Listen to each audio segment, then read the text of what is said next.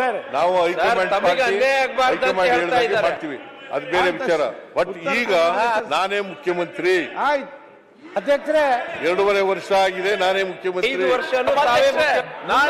ಮುಂದೆನೂ ನಾನೇ ಇರ್ತೀನಿ. ಮುಂದೆನೂ ನಾನೇ ಇರ್ತೀನಿ. ಅದೇ ಬೇಕಾಗಿರೋದು ಸರ್. ಈಗ ಅಧ್ಯಕ್ಷರೇ ನಿನ್ ಭಾಷಣ ಎಲ್ಲ ಕೇಳಿದ್ದೀನಿ ಅಶೋಕ್, ಸನ್ಮಾನ್ಯ ಅಶೋಕ್ ಎಲ್ಲ ಕೇಳಿದ್ದೀನಿ.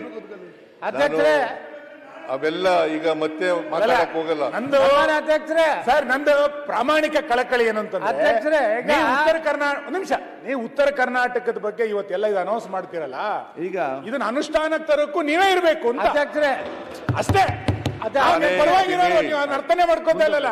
ನಾನೇ ಇರ್ತೀನಿ ಅಷ್ಟೇ ಹೇಳಿ.